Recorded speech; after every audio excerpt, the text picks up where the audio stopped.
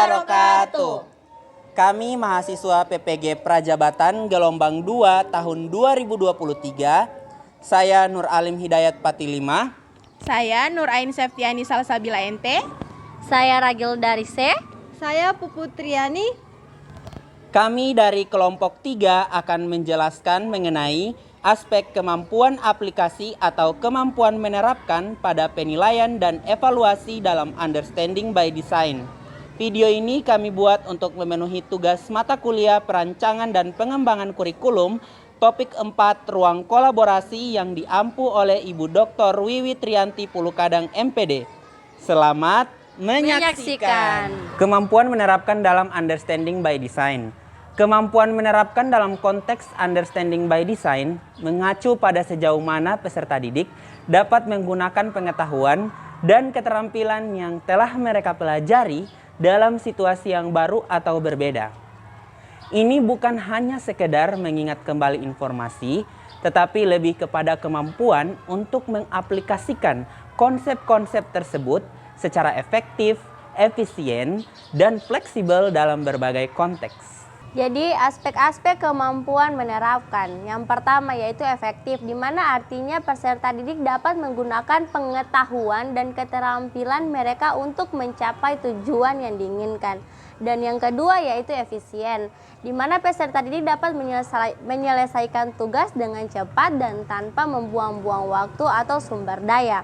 Dan yang ketiga yaitu fasi, di mana peserta didik dapat menerapkan pengetahuan dan keterampilan mereka secara otomatis dan tanpa banyak berpikir.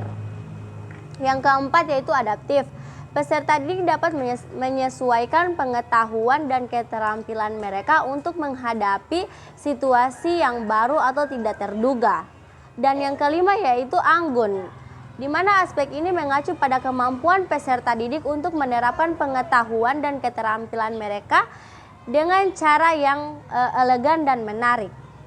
Mengapa kemampuan menerapkan itu penting? Kemampuan menerapkan sangat penting karena 1.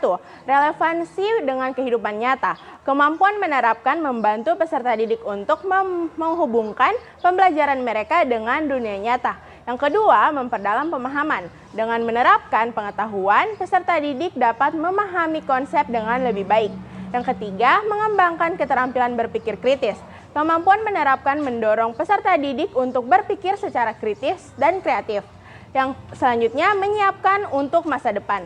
Kemampuan menerapkan adalah keterampilan yang sangat dibutuhkan di dunia kerja yang selalu berubah-ubah.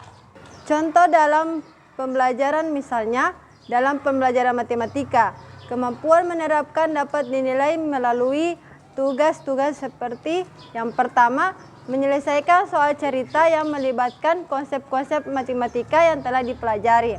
Kemudian yang kedua, mendesain sebuah model atau alat yang menggunakan prinsip-prinsip matematika. Yang ketiga, menganalisis data yang kompleks dan menarik kesimpulan yang relevan. Penilaian kemampuan menerapkan. Untuk menilai kemampuan menerapkan, guru dapat menggunakan berbagai jenis penilaian, seperti yang pertama, proyek. Proyek memungkinkan peserta didik untuk menunjukkan kemampuan mereka dalam menerapkan pengetahuan dan keterampilan secara terintegrasi. Yang kedua, portofolio. Portofolio dapat digunakan untuk mengumpulkan bukti-bukti kemampuan menerapkan peserta didik dari waktu ke waktu. Yang ketiga, yaitu tes unjuk kerja.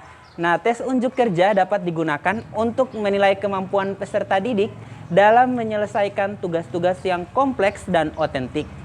Jadi kesimpulannya adalah kemampuan menerapkan adalah aspek penting dalam Understanding by Design. Dengan mengembangkan kemampuan ini, peserta didik akan menjadi pembelajar yang aktif, kreatif, dan siap menghadapi tantangan di masa depan.